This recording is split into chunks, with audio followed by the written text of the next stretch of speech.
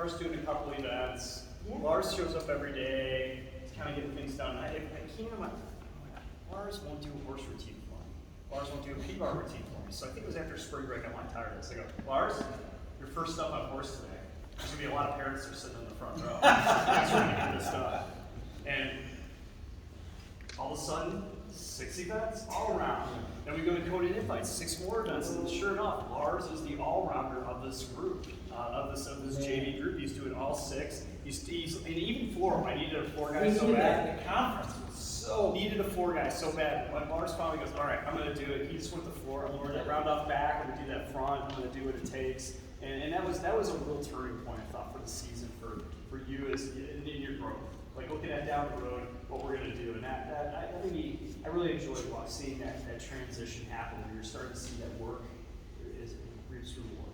Yeah, coming in, my wife's a health teacher here, and she's like, that Lars kid, man, he's a good kid, but man, he's all over the place, you know what I mean? Like, give him time, honey, give him time. He's a boy. That's boys are squirrely like that. Anyways, coming in, same thing with Evan. You know, they're coming up preseason, doing strength, making jokes with them. I'm coaching the girls, you know, and they're a little bit wild. But the growth, just like Coach Gebhardt said, it only takes about 3 weeks in the gym, and man, they are focused. It just keeps getting, just like Coach says, right? We kept doing this, and that's what Lars did. He just kept improving. And like I said, Lars was with me over the summer, and he is, him and his brother, they're twins, but they're so different. Lars he's naturally good at gymnastics. And he needs to know that he's naturally very good at gymnastics. Mom should get that, we got to put it back. Drew is the workhorse. I mean, that kid will do whatever you tell him to do. And he learned, they're just so different. If we could combine their powers, right? To have one, what did I call you, Lardu? Lars and Drew, because I couldn't tell them apart because they had very similar haircut last year. So I combined them. I called them Lardu for about 2 months. So they're so You don't look the same. I have one class.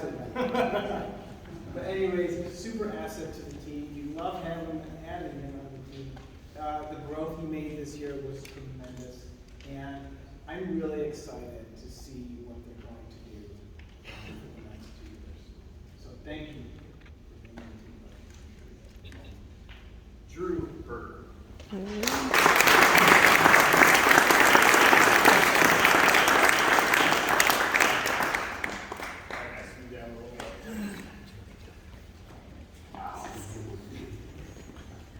Coach Drew, my brother and I were in the gym together. Oh yeah. I had my Drew. Yeah, Drew. It's workout summer. Drew's always been that one who shows up extra conditioning, likes to do those things, but he has to work a little bit harder for it sometimes. I would say probably the hardest thing with Drew is handstand position and tumbling and vaulting are kind of his struggle. And what I like to see this year is that we started to figure some things out as far as body position. Yeah. And you started to figure out that this shape is not a good shape of gymnastics. Now, if he does this and keeps his head in, it's going to be a lot better. And so when you start figuring that out, vaults start turning. You actually said to me, I want to start vaulting and tumbling and going back after all around. Drew competed the sectional for us on rings. He has a nice cross. I mean, I like that. We have sophomores and juniors doing crosses, which is huge in development because in the past we didn't have that culture. And that culture is coming back in the gym.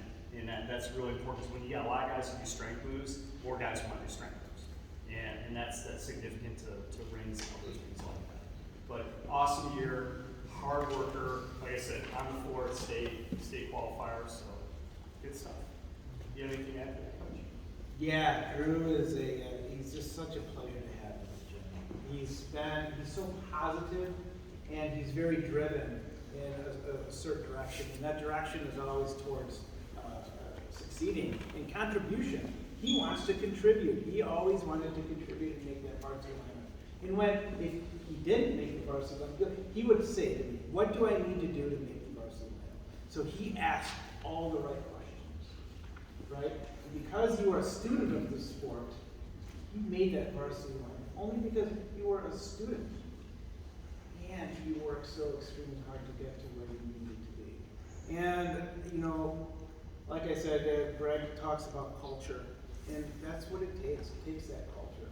We need big boy tricks. We need 9 cross, right? We need a beat dismount. We need a bat wall, half, and a double bat. We need a handstand, right? Those are the things we need. And if we compromise, like a lot of teams do, that's what I respect about our league program is we don't compromise with quality. We don't accept mediocrity, and you especially don't accept mediocrity. I know you don't like it. I can see you don't like it, and that's what makes you a great athlete. So, what an asset to have in the gym. The Berger brothers, we definitely love you guys, and yeah, looking forward to seeing what you're going to do in the next couple of years. Okay.